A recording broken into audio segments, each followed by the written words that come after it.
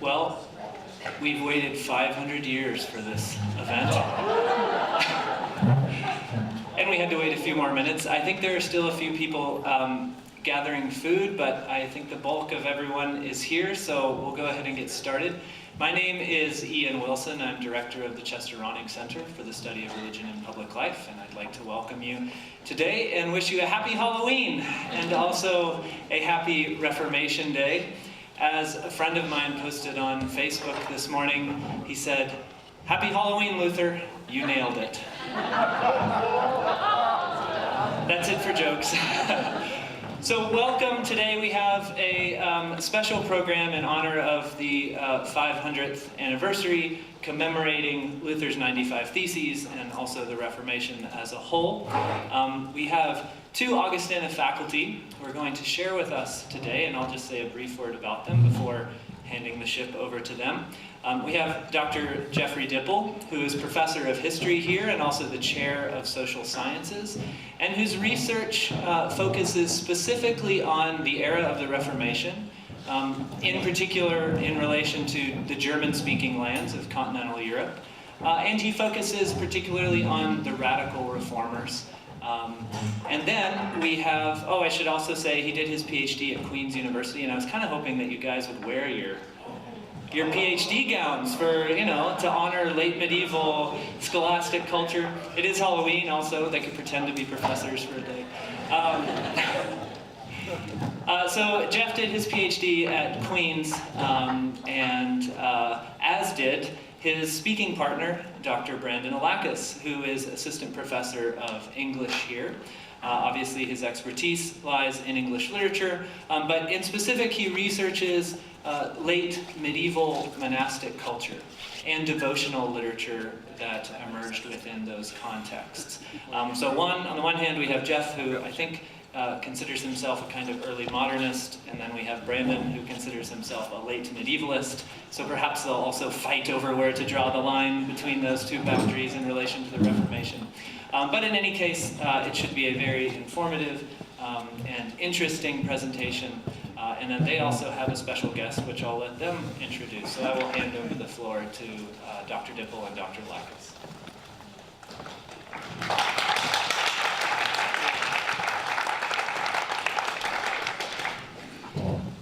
Good afternoon. I'm Geoff Dipple of the Geoff and Brandon Show.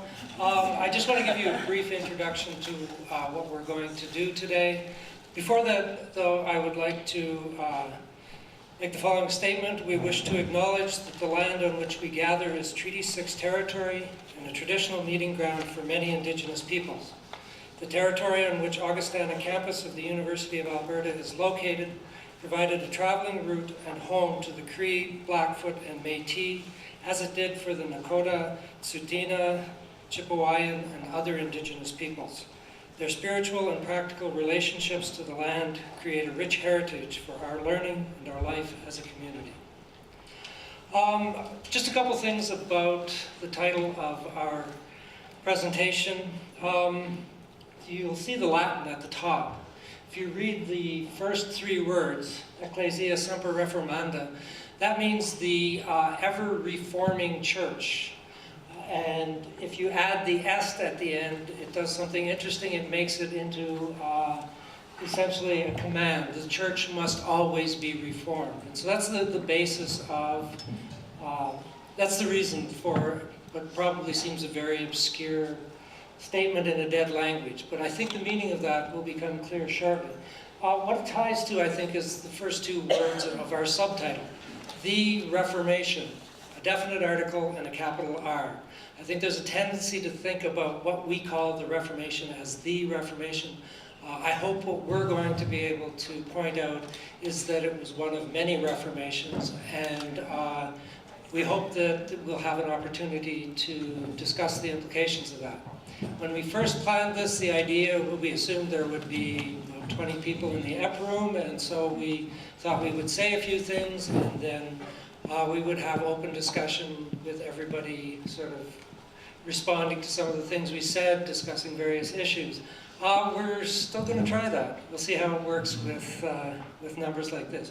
First of all, I'm going to turn things over to Brandon.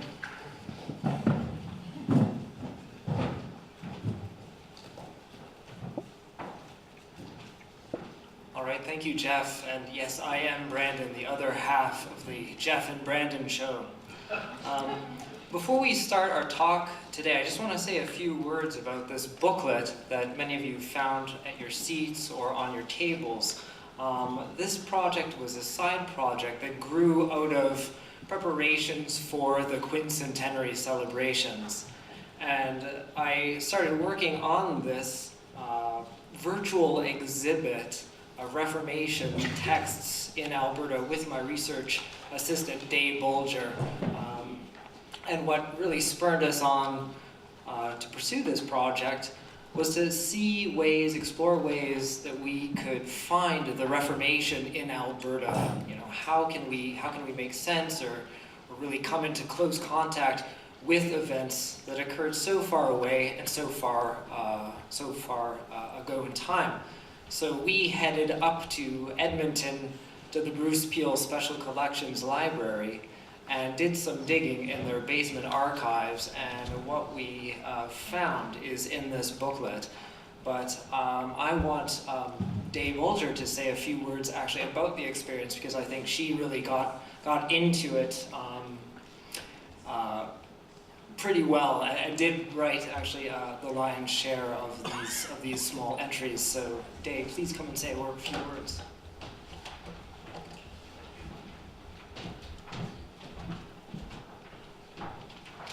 Okay, so hi everybody. As Brandon mentioned, my name is Dave Bolger, and I've actually been working with Brandon as his research assistant since the fall of 2015. And as he also said, this project was inspired by a visit we made this summer to the Bruce Peel Special Collections Library at the University of Alberta in Edmonton. And initially, the goal of this visit was purely exploratory. So we wanted to find out what early printed modern texts were available for viewing at the library, and also what condition those books were in. And we really did not know, at least I didn't know, what we were going to find there. But when we arrived at the library, we discovered that the University of Alberta has access and owns key texts from reformers during this early Reformation period, including Martin Luther and Henry VIII. So, although I've been working with medieval literature for several years now, this visit marked the first time that I had actually gone and seen these texts up and close and personal, these preserved manuscripts and their archaic handwritten notes that much of my current research has actually been based on. So personally, I found examining the weathered books and flipping through these dusty pages to be spellbinding, because they were themselves bound in this ostentatious covering characteristic of those books in the Middle Ages. And it really felt like I was stepping back in time and watching these events of the Reformation unfold around me. In particular, I remember the moment that I was attempting to pry apart the worm-eaten pages of John Calvin's sermons on Job, and I remember thinking to myself that these pages are a symbolic representation of the Reformation events, which themselves are convoluted and a little bit difficult to separate. So, when I expressed this thought to Brandon, we recognized the value that these ancient texts held in providing immediate access to the rich history and the story of the Reformation. So this project that we present to you in these books today and our virtual exposition is basically characterized as the retelling of the history of the Reformation through 10 of the early printed texts that we found at the University of Alberta. And while the library does contain several other texts, we chose the ones pictured in these pages specifically because of their essential role in the Reformation events. And it is our hope that through reading through these pages and reading about the rare works and visualizing the unique images contained within their pages, that you might become a little bit more familiar with the Reformation and these crucial events that helped to shape modern Christianity as we know it today. And as a final note, I do want to encourage all of you, no matter what your academic discipline might be, to get in touch with the Bruce Peel Special Collections Library and go digging, explore through the rare and ancient texts that are available there. I think that we are incredibly fortunate and privileged to have immediate access to this collection of rare and ancient texts that holds important cultural and historical figures, which again helped to shape our modern society and the culture that we live in today. And While it is true that electronic copies and technological versions of these writings are certainly available, personally, I found that there was something so enriching about making that trip to go and view these texts firsthand. And these texts that were written by real people, read by real people, and used by real people throughout the Reformation. And I truly experienced a deeper connection to these historical events through looking through these dusty old pages. And these events made such an impact on the culture that I live in and helped to re-inspire me to continue pursuing my own research interests in this area. And this project likely would not have been conceived without this initial first visit up to the library. So I do want to encourage you to explore that opportunity. And thank you all for listening to what I've had to say. And if you have any questions about this project or anything concerning it, please do come and talk to me. But other than that, I hope that you enjoy our rendition of the Reformation story.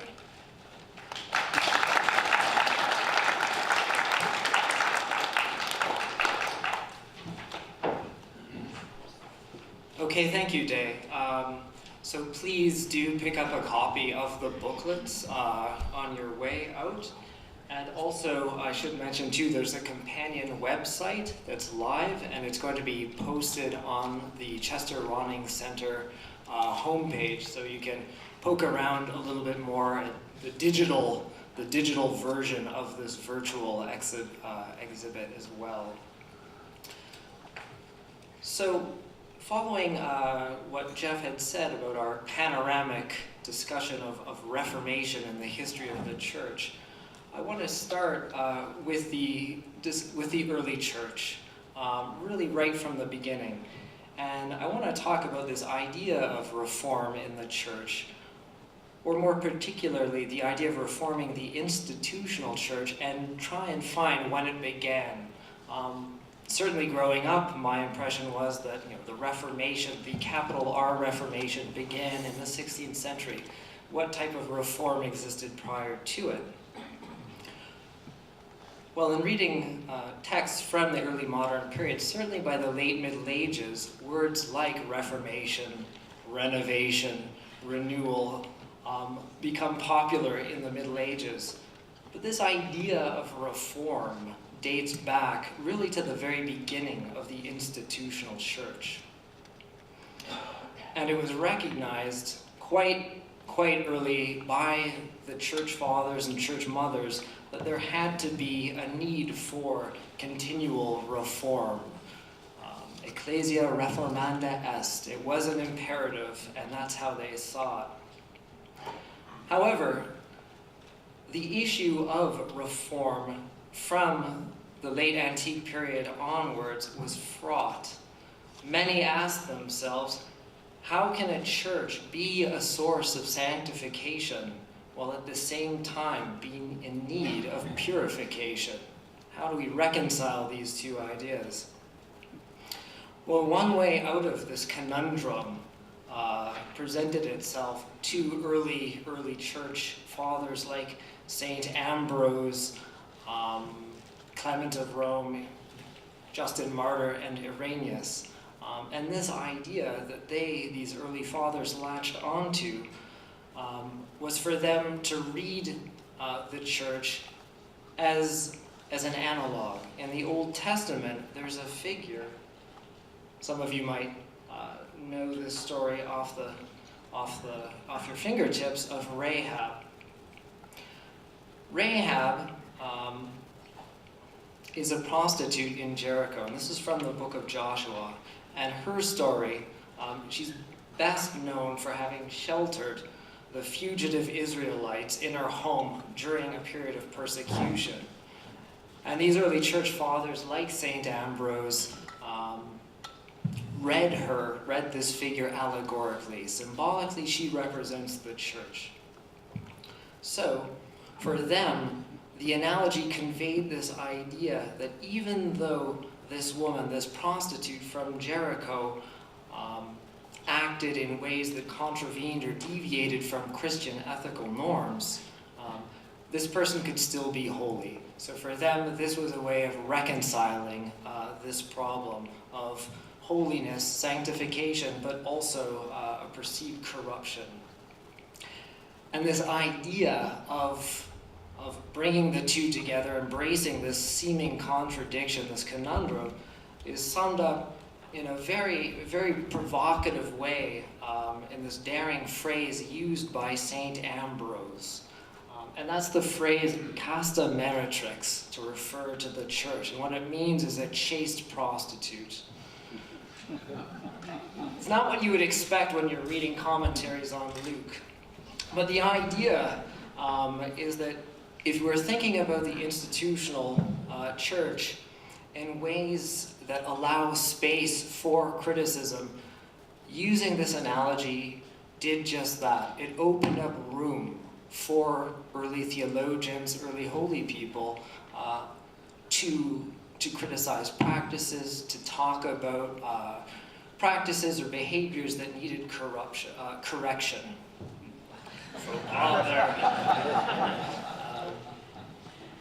And this phrase still has currency. This is not me digging around in ancient biblical commentaries. The 20th century theologian Hans Urs von Balthasar and Joseph Ratzinger use this phrase casta meretrix to refer to this idea again of reforming the church, being critical of the institution, but still maintaining its salvific and role within the greater soteriological mission of the church.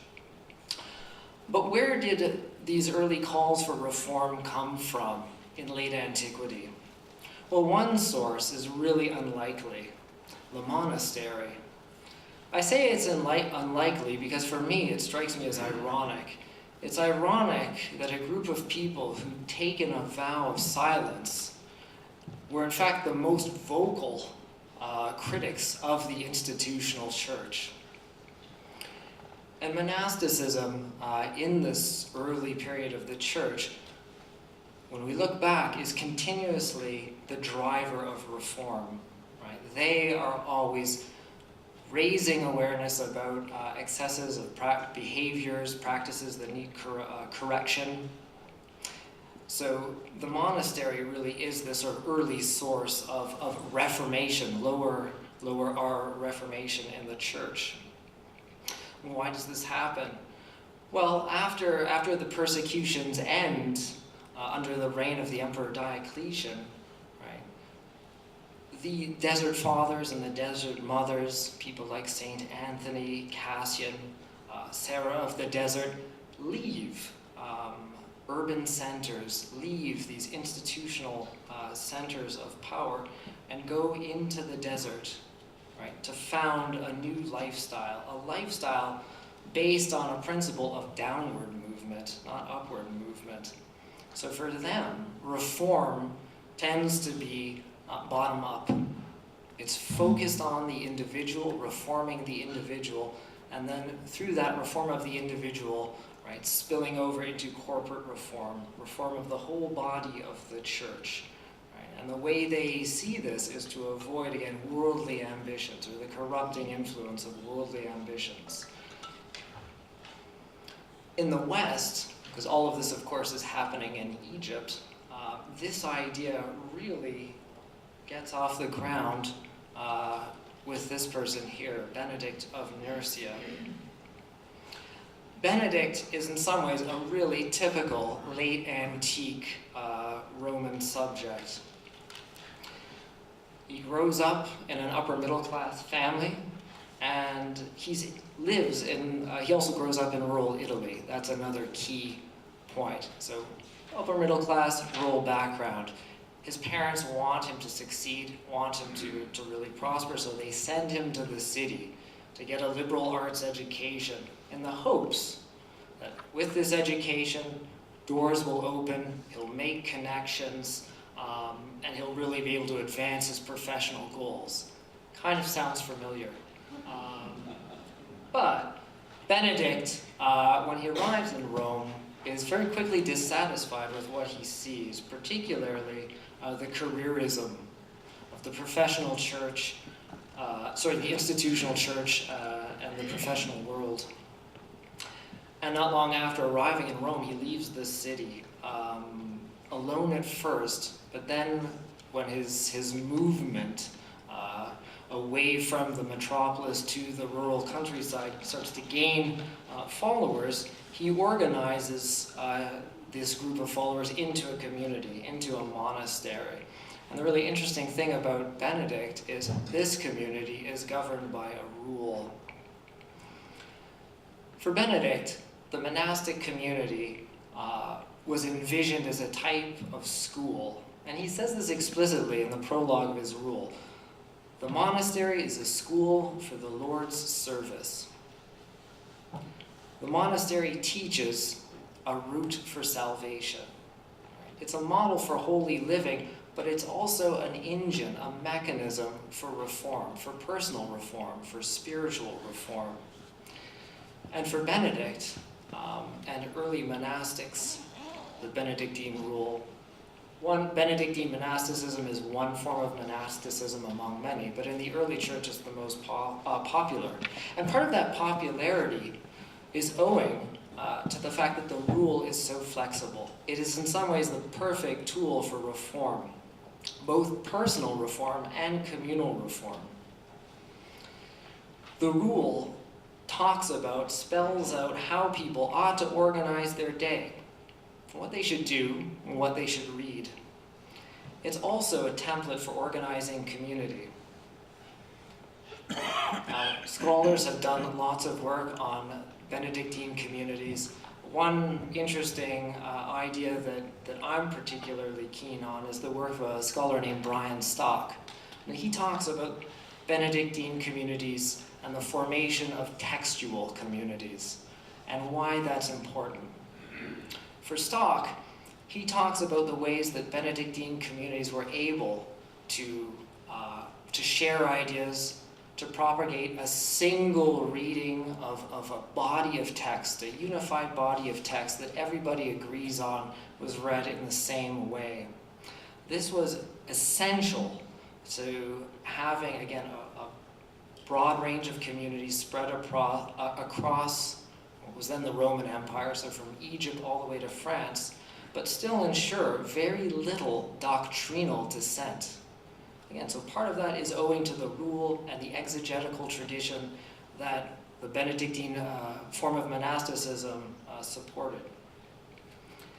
However, what begins as a small communal movement in late antiquity very soon becomes a multinational organization. By the High Middle Ages, around, say, the years 1100, Benedictine monasticism can really be thought of as a multinational corporation. It's huge, it spreads everywhere, and it has sort of its say about matters from the highest level of politics to the most local political issues. And this leads to a problem.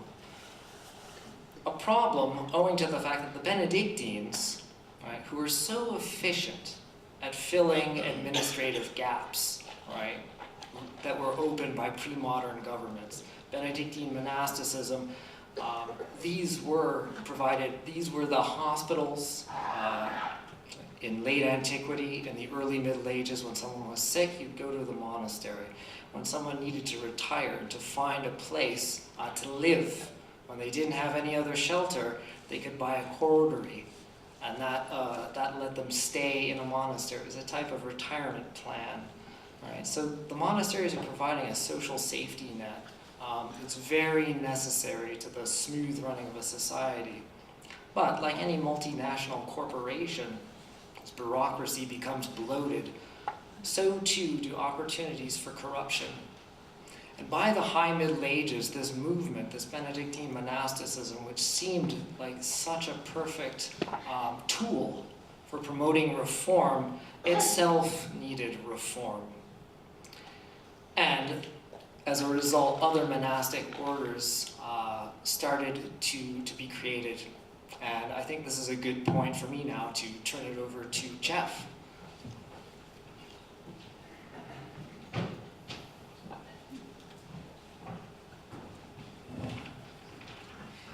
As Brandon has indicated, Much of the Reformed tradition within the medieval church came from within what were referred to as the religious, members of religious orders. Among those were the Friars and specifically the Franciscans. So what I want to do is talk briefly about Franciscan traditions of reform, and in the process sort of take us from the Benedictine tradition up to the tradition that we refer to often as the Reformation. One of the important things to do here, I think, to start out, is to distinguish between monks and friars. I will resist the temptation to make a really bad dad joke about whether you cook them in the oven or in a pan on top, but anyway, that's another thing. I've spent most of my life studying polemics against friars, so I think about these sorts of things a lot. A fundamental distinction is whether the members of these religious orders are active primarily in the world or out of the world. If you think about monks, we think about people who are cloistered, who live in monasteries, whose lives are dedicated to contemplation of the Holy Word and the divine, to the saying of prayers for society, to these sorts of tasks. On the other hand, with friars, we're dealing with people whose lives are dedicated to service to the laity in the world. The friars are a later incarnation of the religious life, basically. Both groups share similar vows. Both groups, when you join either an order of friars or an order of monks, you take vows of obedience, celibacy, and poverty. But the obedience and celibacy are very similar. The vow of poverty is slightly different. Monks take a vow of individual poverty, although the monastic order as a whole does own possessions. Friars, on the other hand, take a vow of individual and corporate poverty. This is especially the case with the Franciscans, so that they themselves own nothing.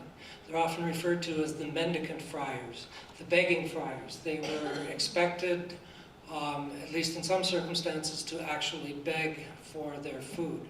The idea is, in some ways, a stricter version of poverty. And I think this is both significant and is understandable in the context of the origins of these orders.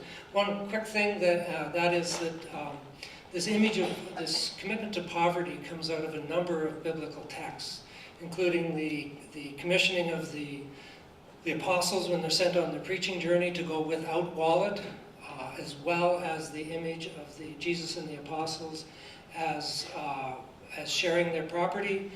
There is only one money bag, and you know who holds the money bag among the apostles or among the Jesus disciples?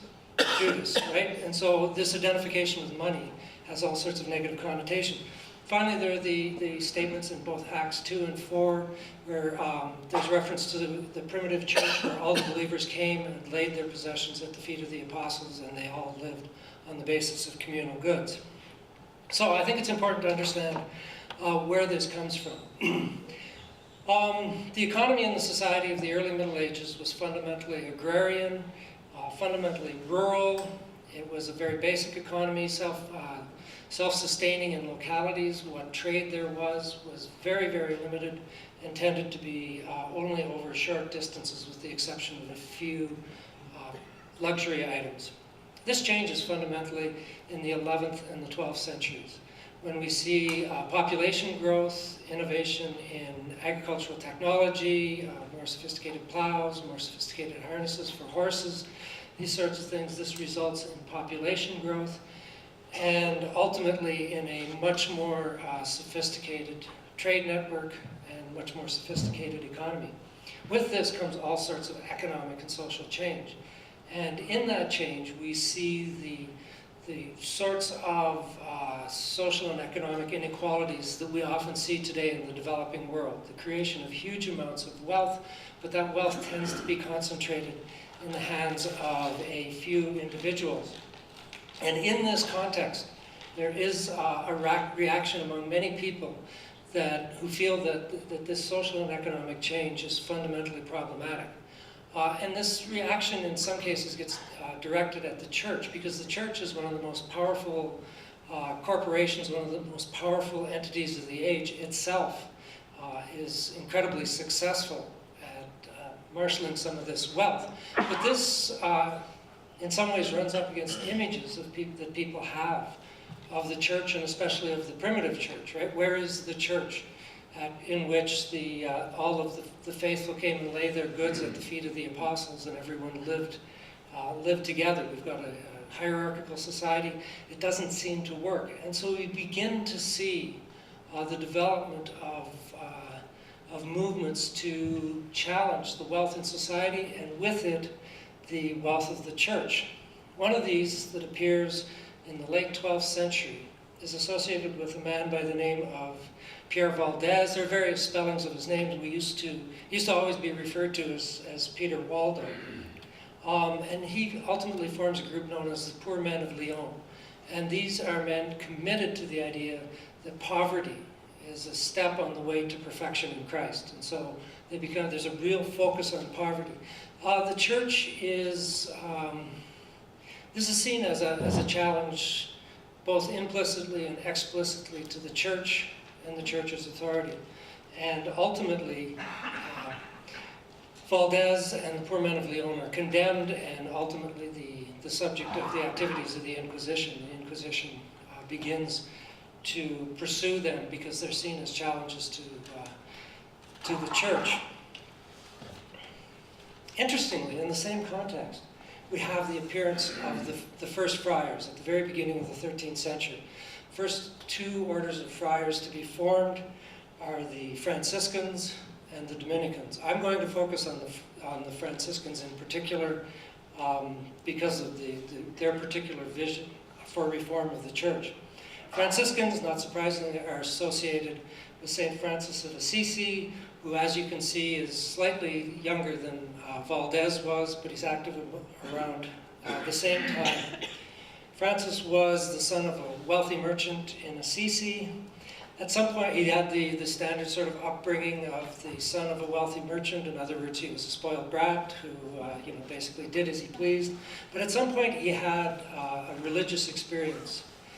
And this is drawn out over several years, involves a number of stages. Among them, though, was a complete rejection of wealth and a commitment to the ideal of poverty, of apostolic poverty, of adopting the life of poverty of the apostles. And so he renounces his wealth and decides to become a beggar. In Italian, he's often referred to as il poverello, right? The poor man of Assisi. And then, in addition, he goes out one day and he's in a small, forsaken chapel outside of Assisi, and there's an icon of Christ which commands him in the following way: "Francis, Francis, go and repair my house, which, as you can see, is falling into ruins." And so he starts to tries to raise money to repair this chapel and stuff, but he realizes that the command is much bigger than this, that it's his task to repair the church itself. And so so he gathers people around him. In 1208, he commissions a group of followers who want to follow him and help him in this task. In 1209, he writes a simple rule for them. As Benedict had written a rule, he writes a simple rule, which is largely a collection of Bible passages. But ultimately, he needs to go to Rome. If he's going to form a religious order, he needs to go to Rome and get the approval of the Pope. And the Pope at the time is Innocent III. And Innocent III is considered the most powerful of the medieval popes. And you may ask yourself, how powerful? Well, I can tell you he is the only medieval pope to get an action figure. So that's a clear indication. You know you're a history geek when. Anyway, so he goes to Innocent, and Innocent's first response, Innocent is the one who condemns the Poor Men of Lyon. Innocent's first response is to denounce this group, not to recognize this group, to denounce this group as heretics, but then he decides to sleep on it, and he goes to bed, and we have a classic image here. That's Innocent on the right sleeping, and he has a dream of the church falling down and Francis holding it up. And the tradition states that in response to this dream, Innocent then recognizes the Franciscans as a religious order, and From this point then, the Franciscans become very important members of moves to both reform the church and to maintain its legitimacy among the people. So this is and the Franciscans are driven consistently by an ongoing sense of reform. Within the history of the movement, there is always, well, first of all, the Friars as a whole become incredibly successful. So successful, you got this explosion of new orders of friars because they embody something society wants. People see in their vision and their commitment something that society needs and sees in their activities as people who go out and minister to the population, something that's needed as well. Ultimately, the number of orders of friars is limited to 4, the Franciscans, the Dominicans, the Augustinians, and the Carmelites. All of them are incredibly successful. As I said, if you think of major theologians of the Middle Ages, you're probably thinking of a friar. St. Thomas Aquinas, there's a whole range. I'm not going to go into them, but the friars are incredibly successful, and with that success comes wealth. But there's a constant drive within the order to get back to the ideals that started the movement. And this plagues the orders of friars. It also plagues the church periodically, because sometimes, as they criticize what they see, too much wealth or power in the order, they also are seen to criticize the wealth and power of the church. And so reform movements among the friars are often referred to as observant reforms. That is, to get back to the proper observance of the rule. To go back and focus on the rule as it was written. We see the same thing amongst the Benedictines and the other orders of monks too. Moves to get back to the origins of the rule. I think I'm not going to give you a lengthy history of observant reform, so I think there are 2 things that are significant. First of all, that in the disagreements among the Franciscans, finally a decision was made to sort of reconcile these groups and declare the observance as the first sons of Francis and the other Franciscans, the conventuals, as a secondary order. That decision was made in 1517. That date should set off some alarm bells, right? At exactly the same time we're talking about the start of, quote unquote, the Reformation. The Franciscans are in the process of sorting out their own Reformation within the order. The other thing is that it's not just the Franciscans. Another group that's significant here are the Augustinians, because this is the order of Martin Luther. If we look at the Augustinians throughout the 15th century, they go through a reform movement. This really becomes prominent in Germany in 1492, when reform is introduced into the Saxon province, right, the province of the German Augustinian order, of which Martin Luther is a member. This is introduced in 1492. At the beginning of the 16th century, the man leading the reform movement among the Augustinians is Johann von Staupitz, whose picture is up there. If you've seen the Luther movie, you might recognize him as Bruno Ganz, who plays Staupitz in the Luther movie. This is Luther's spiritual mentor. So this is not an esoteric connection, right? The people involved in the reform of religious orders are closely tied to what we call the Reformation. So I think this is a crucial component if you want to look at the background of the Reformation. There's one other area I would like to talk about very quickly, and I will make this as quick as I can because this is taking a lot longer than I thought. And that is the role of Renaissance humanism. Renaissance humanism is an intellectual movement and a cultural movement that slightly precedes but also continues at the same time as the Protestant Reformation. There's a tendency to think of Renaissance humanism and the Reformation as 2 different things. Humanism is something that is associated with art and literature and the courts of princes and all these sorts of things. Whereas on the other hand, the Reformation is, to quote one prominent scholar, a monastic discovery, as I suggested with the Franciscans and the Augustinians.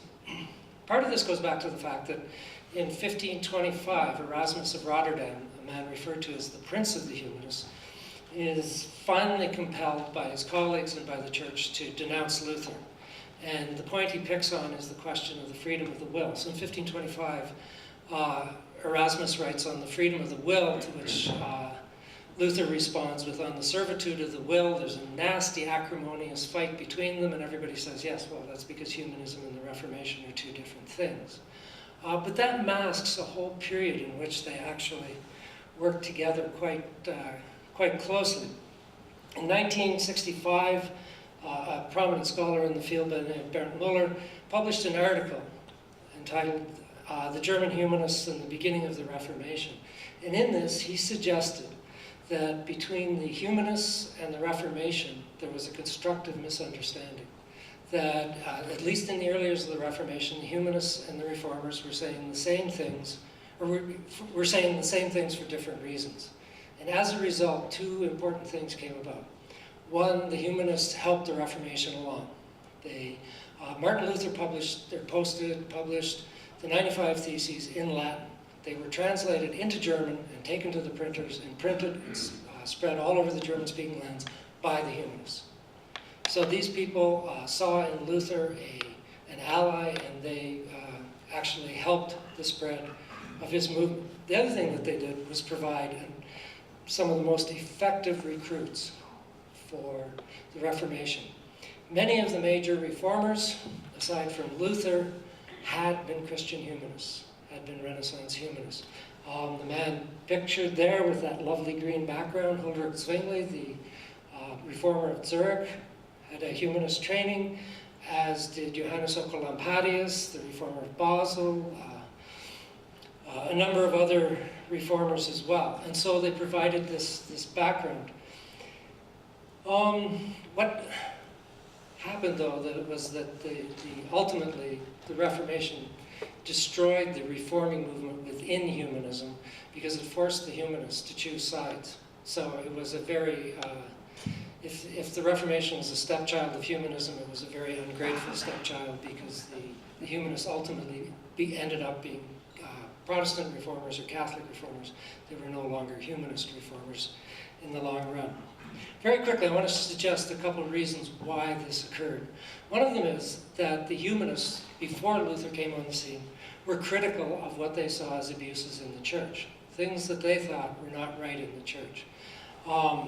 They criticized formalized religion, and people making money off of religion, classic reason why the indulgence controversy and why the 95 Theses would have appealed to them. But they criticized a number of other things. I think a good example of this is a book, an anonymous book that appeared in 1514 entitled Julius Exclusus, or Julius Excluded from Heaven. In 1513, Julius II, known as the Warrior Pope, died. 1514, this book appeared. No one would take credit for it. It was anonymous. Erasmus never admitted that he wrote it, except that everybody at the time said they knew it was Erasmus, and every Erasmus scholar I know today still thinks it was Erasmus. And what this did was tell the story of what happened after Julius died. So Julius dies, and he goes up to heaven with his troops, with the troops who obviously have died already. He shows up, he's drunk, by the way. Shows up at the gates of heaven where he meets St. Peter. And we all know that St. Peter's at the gates of heaven, right, deciding who gets to get in and who doesn't. And this is all depicted over, this is an illustration from the front of one of the editions of Julius Excluded. You can see Julius II standing in front of the gates, Peter behind the screen there. And Julius, you will notice, well, Julius comes up, and of course Peter asks him, who are you? What do you want? Why should I let you into heaven? And Julius says, well, I'm the glorious Julius. You can see on his chest it says PM, Pontifex Maximus, the highest priest. And by the way, I'm rather insulted that a lowly fisherman would be asking me why I want to get into heaven. And then he goes on to list why he should be allowed into heaven. I defeated the French, I defeated the Genoans, I defeated the Venetians, I raised huge amounts of money, I left 500,000 ducats in the papal treasury. Nobody has ever done as much for the church as I have. Obviously, the satire here of this interaction between the first pope and the most recent pope would have been recognized by everybody. And so anyway, as you may suspect, Julius doesn't get in, so he goes back to Earth to get some more troops, and he's going to lay siege to heaven. This is the sort of thing, right? This is 3 years before the Protestant Reformation. This is before the posting of the 95 Theses. This is exactly this shared sense of criticism of abuses. A couple other things very quickly. Both groups appeal to the model of the primitive church. What's wrong with the current church? How do we know it's wrong? Because we know what the church was like. They both look to the past for a better age of the church, so you can see how they would disagree there. Both are very critical of medieval theology, the theology of the scholastics. And so for these reasons, the humanists, as I said, in many ways, are the stepmothers of the Protestant Reformation. I'm going to hand it back to Brandon for a few words on Luther and one of the most famous humanists.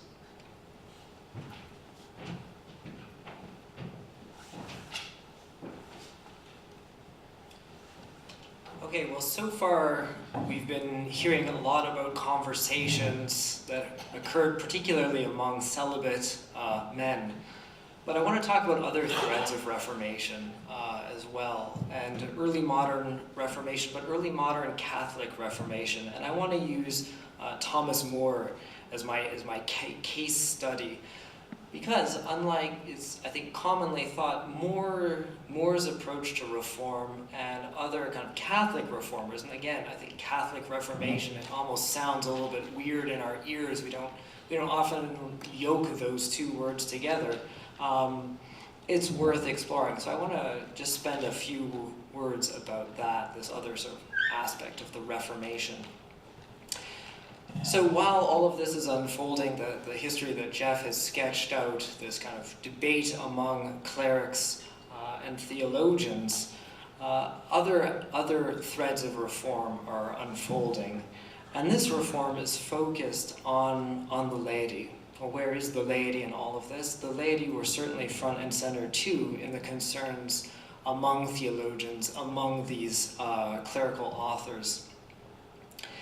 And for the Catholic reformers, their focus was, and this may sound surprising, on the interior reform of the individual and improving one's personal relationship with God. Again, those are ideas we don't necessarily associate with Catholicism in this period, let alone Catholic Reformation. So what I want to do for the rest of the talk is discuss Thomas More, talk a little bit about his life, and also his text here, his translation of the life of Pico della Mirandola, one of the most famous Italian humanists from the early modern period. This text is a really, I think, important text to look at because it gives us another idea, a more early modern approach to this bottom-up notion of reform that I spoke about earlier in the talk.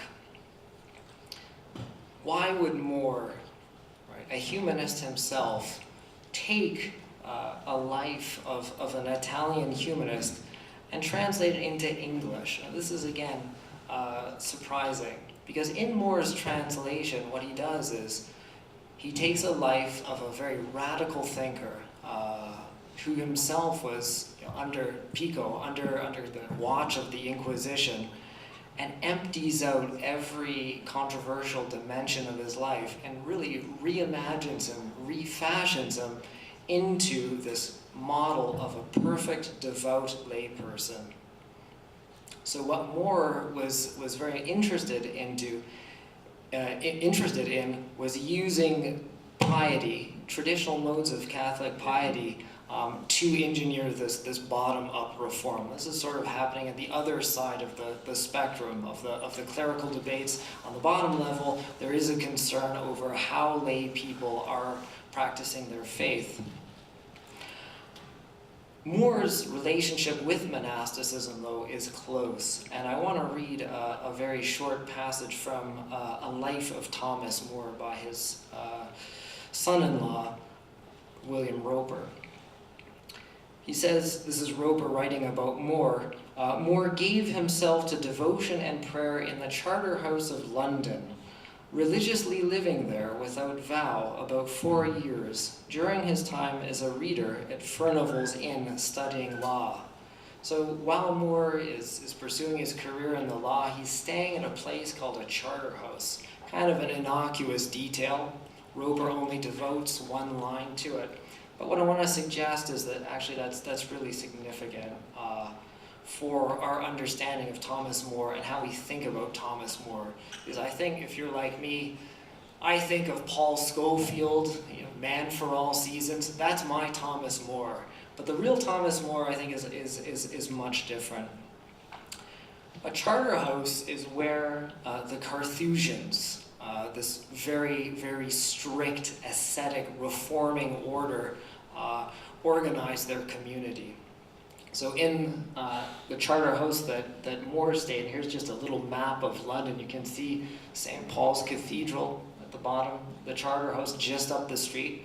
He's still at the center of the city. But More is living with this group of men that practice this radical form of monasticism. They all live in individual cells. They do not speak to one another except for a few hours out of a week.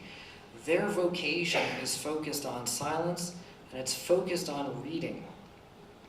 So More stays there for 4 years, but then he leaves. He leaves in his mid-20s because he wants to marry Jane Colt. But even after he's married, he takes some of the monastery out into the world with him. For example, he maintains for the rest of his life Carthusian practices like routine flagellation, wearing the roughest possible hair shirt, right? This coarse horsehair shirt that constantly mortifies his flesh. Also, he observes the devotional routines of the cloister at home. So for More, right, it's very much a process of bringing religious life, the cloister, into the world. And again, I think we can see this if we go back to Roper's Life of More. And I'll just throw this quotation up here and read it to you. And because he was desirous, More, that is, for godly purposes, sometimes to be solitary and sequester himself from worldly company, a good distance from his mansion house builded he a place called the New Building, wherein there was a chapel, a library, and a gallery. So on the Friday, there usually continued he, from morning till evening, spending his time only in devout prayers and spiritual exercises. Now, in the Middle Ages, Friday had always been set apart as a day that was important to devout people, to memorialize Christ's passion.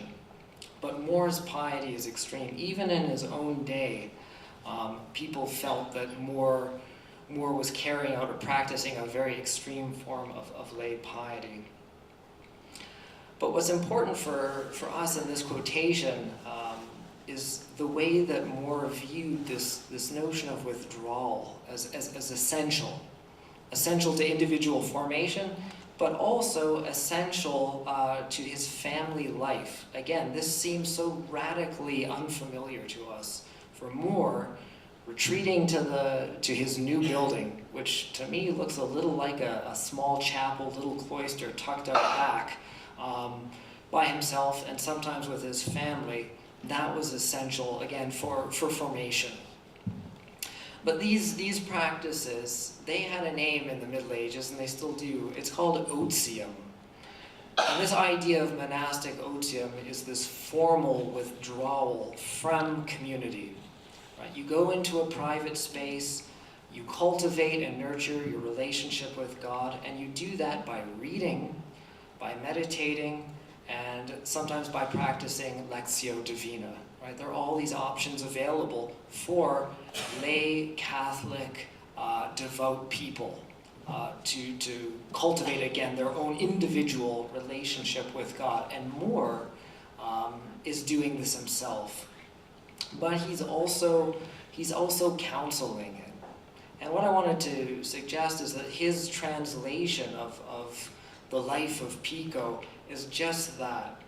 It's a tool for bringing monastic devotion, this kind of reforming impulse, out into the world, to be used by lay people who don't necessarily speak Latin, Moore was a very canny author. The Life of Pico, written in English, also printed. Again, things that we don't necessarily associate with Catholic reformers. Moore certainly wanted to get his word out, and he knew how to do it.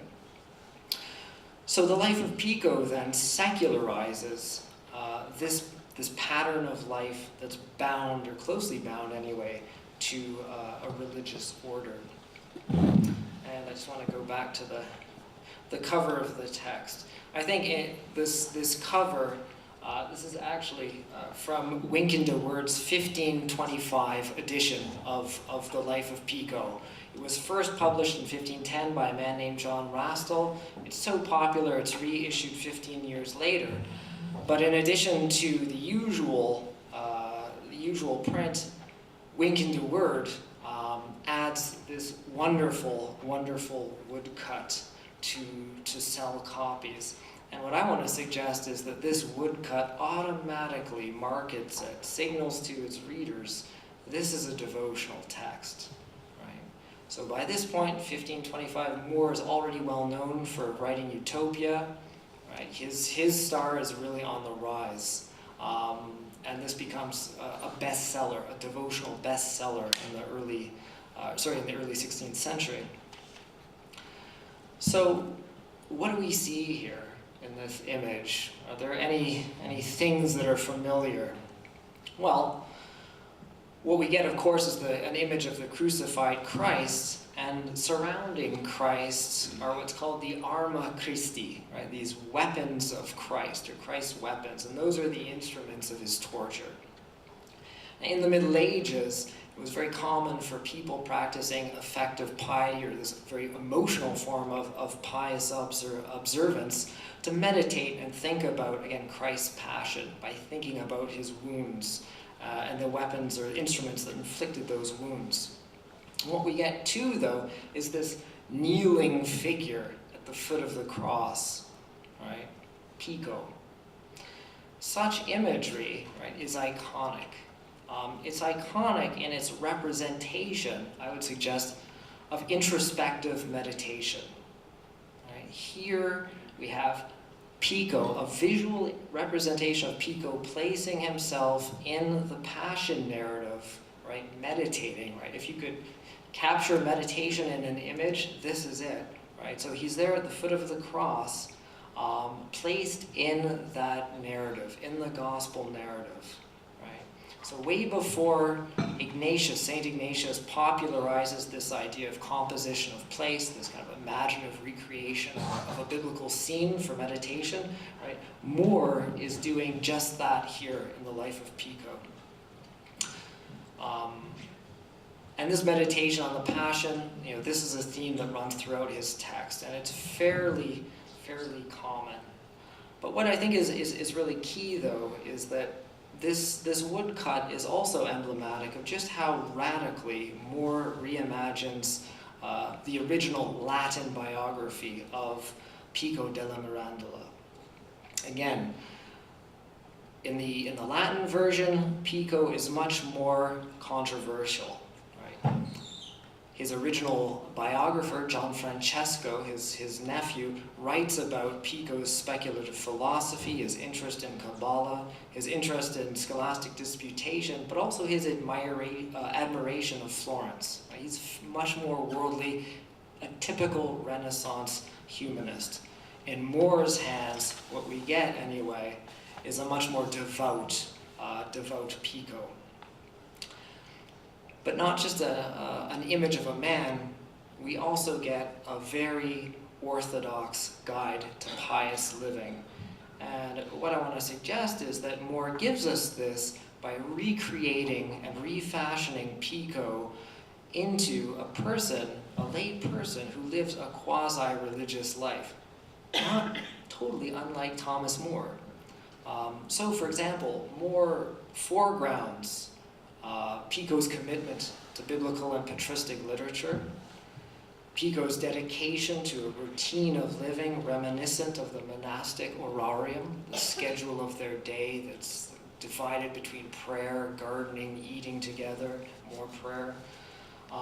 more frequent mortification of the flesh, and also contemplation of the divine. I think one particular interesting scene in or episode in the life of Pico, where we see this, is in his description of Pico's diligence and study. It's a little short section in the book. And here, Moore talks about how Pico, after he left aside his adolescence, he decided to burn his vernacular trifles, as Moore tells us. Pico loved to write romantic vernacular poetry, very much like Petrarch, right? These love sonnets. He burns them, and it's very clear Pico's going on to study Latin, to do the serious intellectual work that will win him true glory and honor as a Renaissance humanist. But Moore very interestingly recast this episode. For Moore, this decision on the part of Pico is cast as a decision to undertake an intensive program of biblical reading. Aside from the Bible, Pico is going to focus on the church fathers. There's very little else that's mentioned. In fact, whole sections of the original biography are excised, right? Just taken out wholesale. And what we get, anyway, is a Pico who's curiously reading a body of literature that's standard in the monastery, right? The Bible and the church fathers. That's what you get in the monastery, and that's what Moore gives us in Pico. So in refashioning Pico, we get this individual who's focused on interior moral edification and reformation. And this is Moore's version of reformation for the laity. Right? Moore was certainly aware of corruption in the institutional church. In fact, Moore himself, before the polemics with the evangelicals really kind of heated up, he himself was a fairly vocal critic of the papacy. But this text is very clearly dedicated, or focused anyway, on lay reformation, reforming lay piety. What we get, though, just to quickly wrap up, is a double-edged form of reform on the part of Thomas More. So these changes, right, promote the individual's ethical formation. They promote the individual's relationship with God. Again, this seems pretty radical for Catholicism in this period. But what we also get, too, is a form of piety that deliberately steers lay people away from the message of radical reformers concerning doctrine. Nothing that threatens the institutional church or ecclesiastical authority, right, is gestured to. The focus, again, it's on the individual. It's not on doctrine. So More, anyway, on the one hand, seems so expansive in opening up for lay people these opportunities to engage in practices or devote sort of spiritual exercises that hitherto had only existed in the cloister, right, for a spiritual elite. But on the other hand, there's something sort of controlling as he tries to confine and constrict lay piety within very circumscribed orthodox boundaries. And his way of doing it, anyway, is to focus on the individual, paradoxically, to focus on the individual and the individual's relationship with God, not mediated through a clerical elite. So, just quickly to wrap up, More was certainly open to dialogue on reform, but for him, there was only an opportunity for that to exist in very particular spaces. It had to be a space that was hermetically sealed by the Latin language. More follows instead the pattern set out by other Catholic reformers in England, like the Burgitines of Sion Abbey in London, but also in Spain and the Carthusians in Germany. These were all groups of Catholic reformers who were very keen on promoting the vernacular and also very savvy about using print to disseminate their message. right? So this kind of undermines certain myths of the Reformation narrative, right? Certainly the reformers on both sides knew how to disseminate their message. But what's interesting for us is too that More is very concerned about keeping these opportunities for lay piety, and again, very well defined boundaries. And this is certainly the case in England. And his concern over lay piety and the space he allows to it, as the Reformation goes on, you see it kind of shrink and shrink. But this life of Pico, anyway, I think it's a really interesting example of where and how open, anyway, the Catholic reformers were to individual lay piety and individuals' own relationship, private relationship with God. Thank you.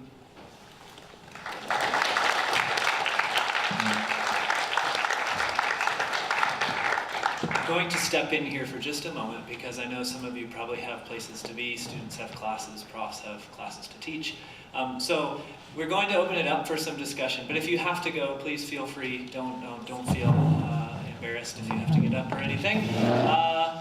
But at first, before I hand it over to discussion, I do want to thank Geoff and Brandon for a lovely presentation. I thought they did a fantastic job of showing how the 95 Theses, which we're commemorating today, was just one little piece of a much larger, complicated puzzle, and how that fit into this bigger tradition of reform that goes all the way back really to the beginning of the church.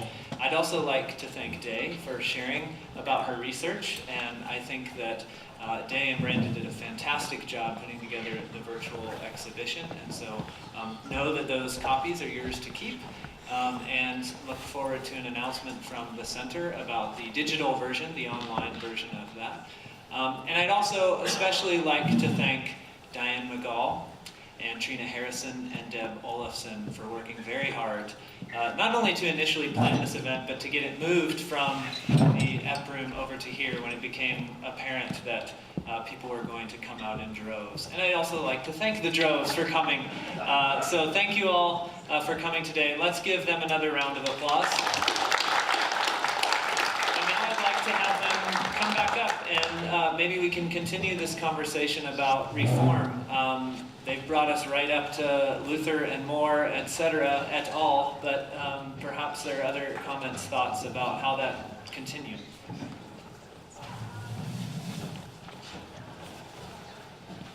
Other questions?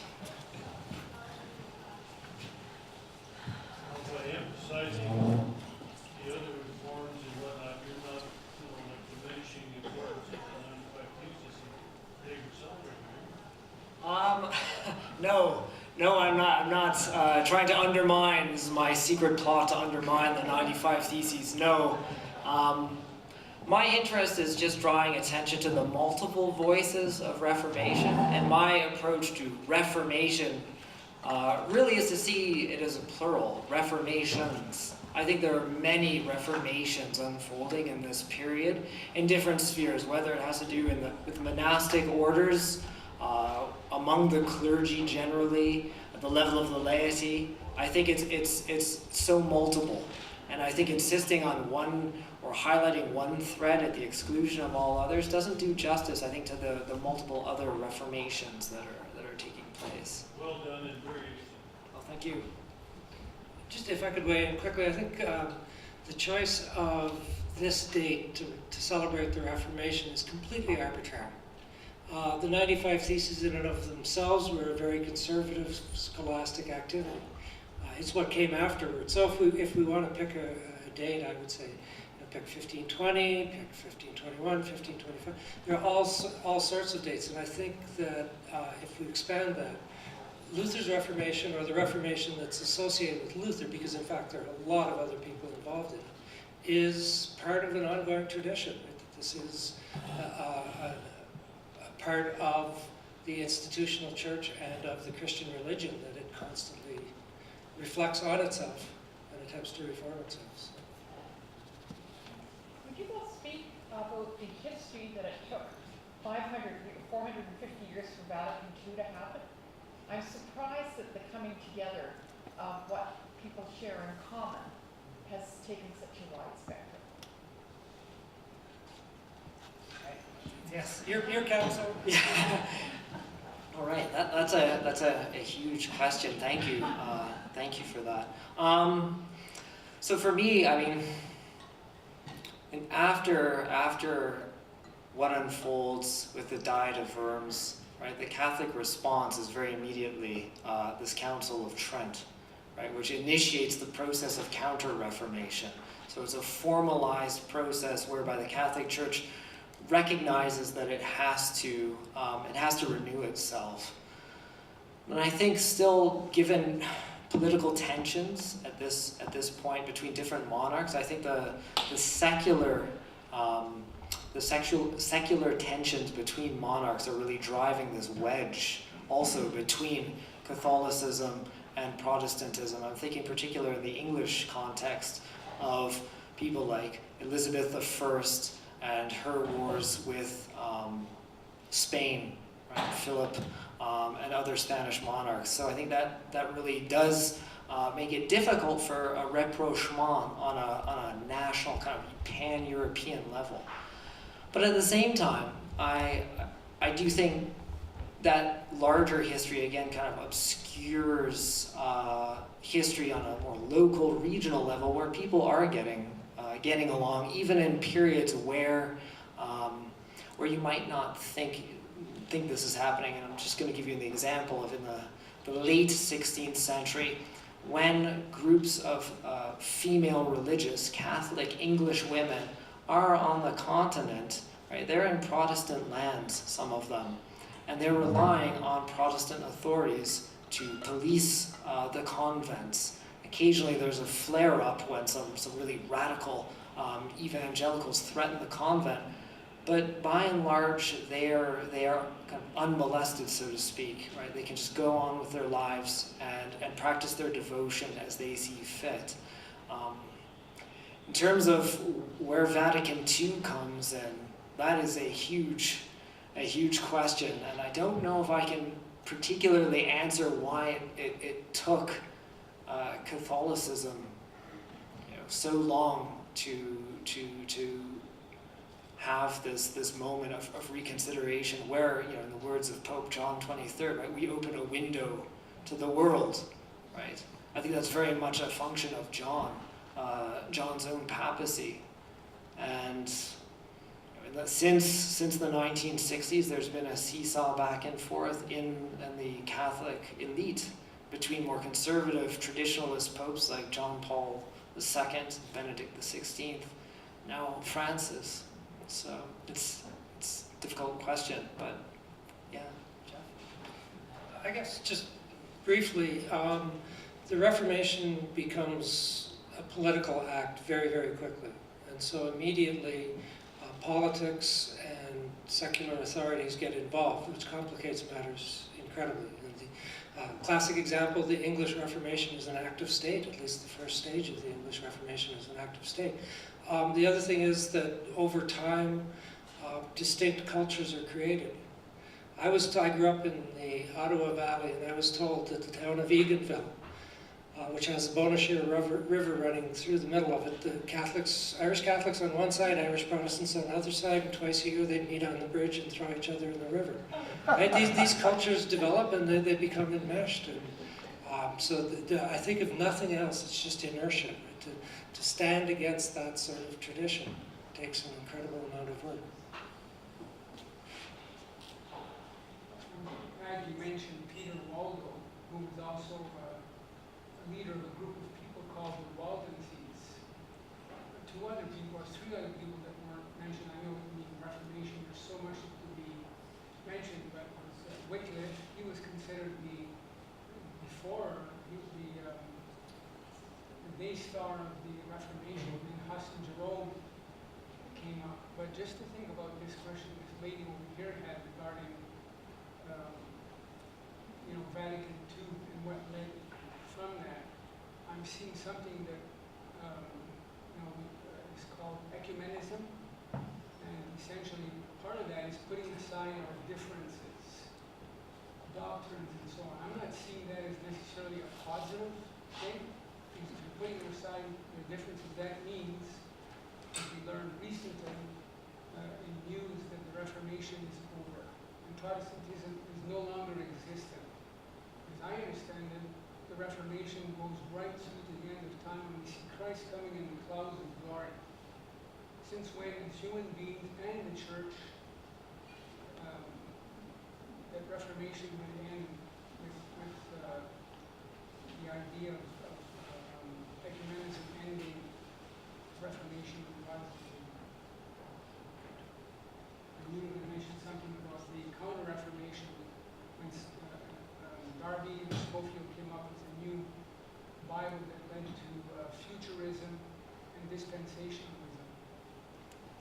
I don't know if you want to say something about that. Well, I mean, maybe just to address sort of a larger part of your question about this idea of permanent reformation, I do hope that both parts of our talk, both halves of our talk did actually foreground this idea of continual reformation, this idea that reformation has to be endemic to the church, whichever denomination it now exists in. That's how I would, I think, respond to that. Yeah, I don't know if I have a lot to add to that. I guess what one question this raises is, can one remain true to one's distinctive traditions while recognizing that others are going to remain true to their distinctive traditions, right? Is there a common ground in the sort of church writ large? The church as an entity that in some ways is greater than specific denominations. And does that mean then, does ecumenicism mean that one must give up distinctive aspects of one's own tradition? And I think quite possibly, I'd be inclined to argue that the danger to religious traditions doesn't come from ecumenicism so much as it comes from sort of a featureless Christianity that we see on the TV. Well, I believe in religious liberty, and everyone, God doesn't force people. Everyone has that's why people came, from the old country to this country, so that they could still have that freedom of conscience, which we should still enjoy today. Yeah. I don't see ecumenism being all opposed to that. It is a concentration on our community as Christ's followers and disciples, and not so much on the way our traditions differ. I think ecumenism is to recognize what is important, what is essential to our faith as Christians, and not so much to our traditions in that sense. And I think the first commandment of love one another is what we try to teach our children. So whether it's Muslim or Hindu or Buddhist, at the expense of sounding childlike, I don't think it's all that complicated, the message of Christ. Love one another is fairly all-encompassing. It doesn't say in your box and my box, and our boxes should compete for political and financial benefits. I don't read that in the gospel message. The fathers have brought together the Second Vatican Council. One of the results of that was to recognize that all of us from all different traditions have some of the truth, and we should honor that. The truth is not in one group; it's in all of us, and we bring it together, and we have a more complete truth. Yeah, no, absolutely. I mean, I think post-Vatican II, that sort of formula of the Athanasian Creed about salvation only existing in the church has been, disregarded. Absolutely. In reference to humanism, I think something we need to be concerned about, and it's happening even on a local level and so on, is humanism seems to be trumping, human rights seem to be trumping liberty, religion.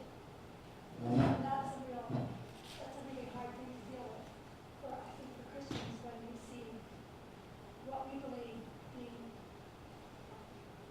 taken over by humanism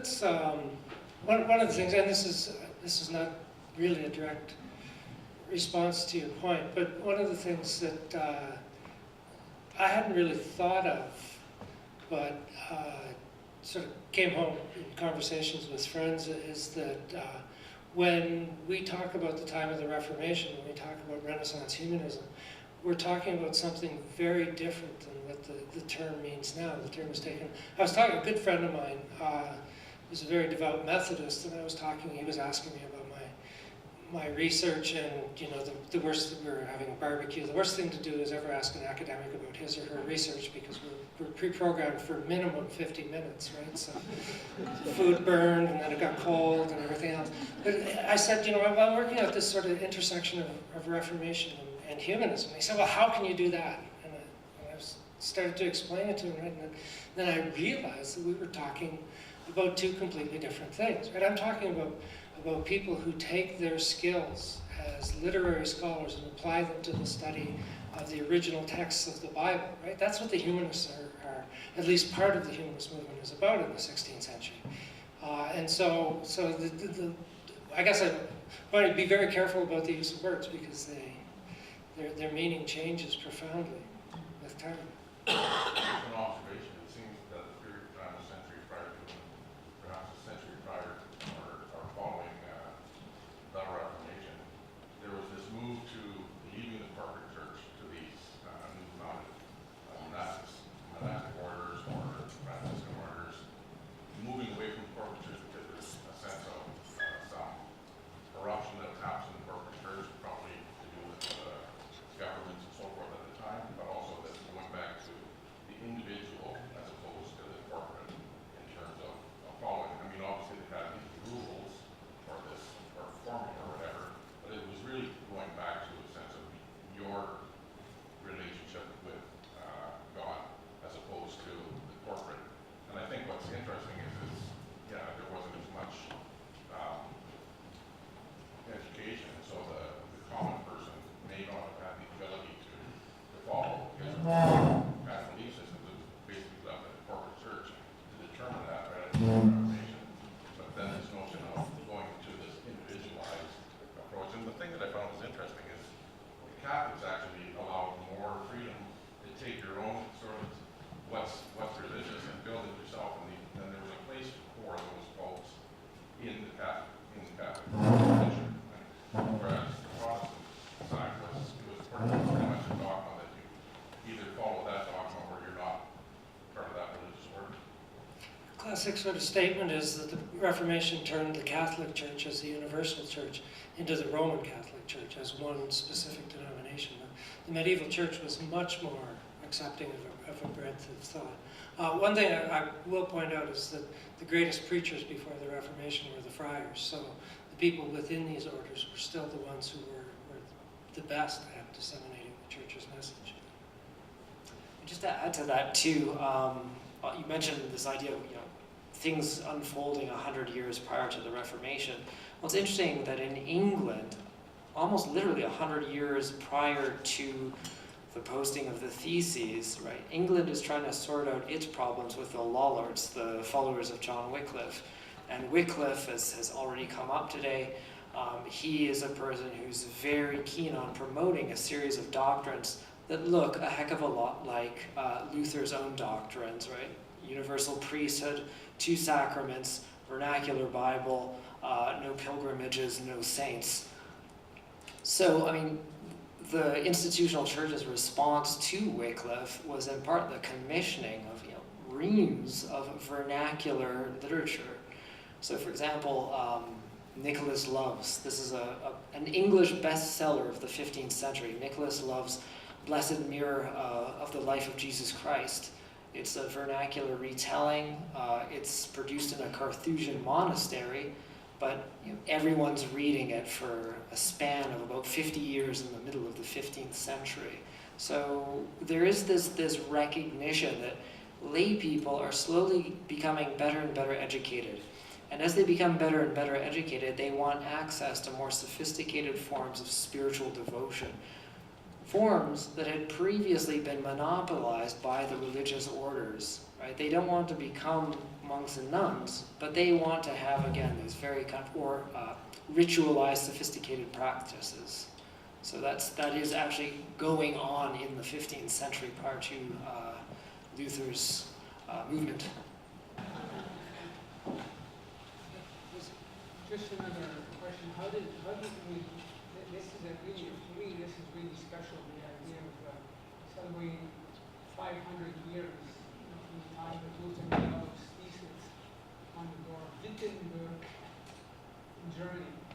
But how does that fit in, do you think, today with the idea of separation of church and state? Is that something that today seems to be compromised to some extent? And I would like to recommend, while I'm saying this, for those who might be interested, there's a magazine entitled Liberty, simply called Liberty. It's a magazine of religious freedom. Freedom to think for yourself, and also separation of church and state. I'm just wondering, how do you think that fits in for us today, living 500 years later? Well, Luther handed the church to the state. Separation of church and state is fundamentally un-Lutheran, at least at Luther's time.